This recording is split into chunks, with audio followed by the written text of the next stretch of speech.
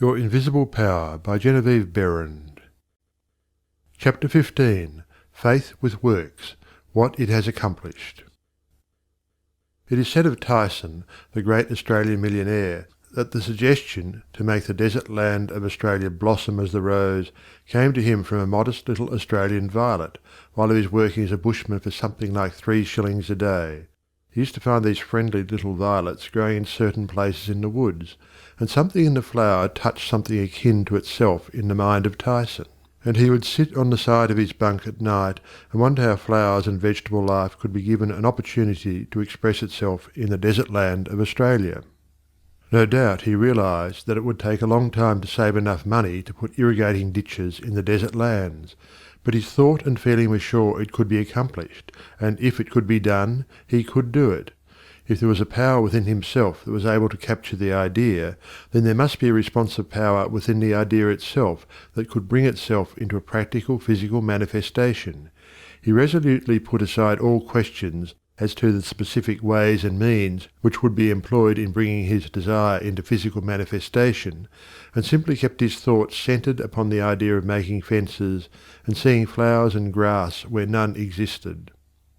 Since the responsiveness of reproductive creative power is not limited to any local condition of mind, his habitual meditation and mental picture set his ideas free to roam in an infinitude, and attract to themselves other ideas of a kindred nature. Therefore it was not necessary for Tyson to wait and see his ideas and desires fulfilled until he had saved from his 3 shillings a day enough money to irrigate the land, for his ideas found other ideas in a financial world which were attuned in sympathy with themselves, and doors of finance were quickly opened.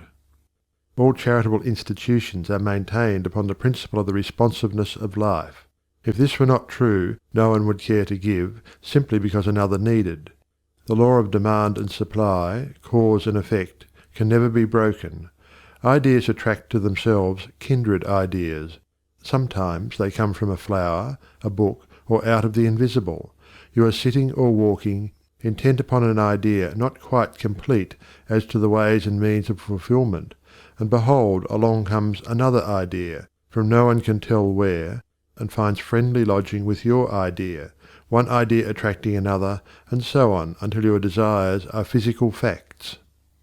You may feel the necessity for an improvement in your finances, and wonder how this increase can be brought about, when there seems to suddenly come from within the idea that everything had its birth in thought, even money, and your thoughts turn their course. You simply hold to the statement or affirmation that the best, and all there is yours. Since you are able to capture ideas from the infinite through the instrument of your intuition, you let your mind rest upon that thought, knowing full well that this very thought will respond to itself. Your inhibition of the thought of doubt and feeling of anxiety enables the reassuring ideas to establish themselves and attract to themselves I can and I will ideas, which gradually grow into physical form of the desire in mind. In the conscious use of the universal power to reproduce your desires in physical form, 3 facts should be borne in mind. First, all space is filled with a creative power. Second, this creative power is amenable to suggestion. Third, it can only work by deductive methods. As Troward tells us, this last is an exceedingly important point, for it implies that the action of the ever-present creative power is in no way limited by precedent. It works according to the essence of the spirit of the principle.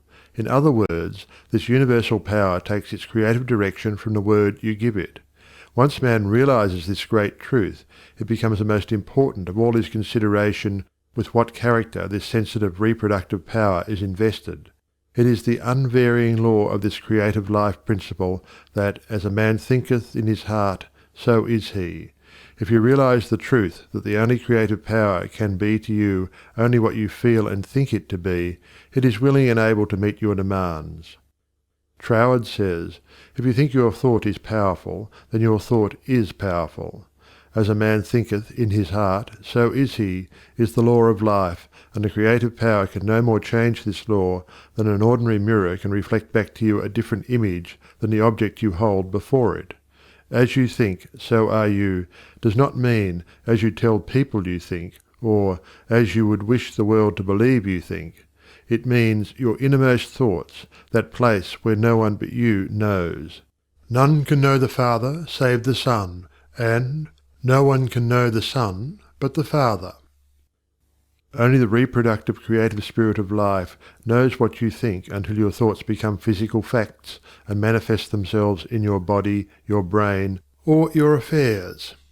Then everyone with whom you come in contact may know, because the Father, the intelligent creative energy which heareth in secret, hears your most secret thoughts, rewards you openly, reproduces your thoughts in physical form. As you think you know, that is what you become. Should be kept in the background of your mind constantly. This is watching and praying without ceasing. And when you are not feeling quite up to par physically, pray. End of chapter 15.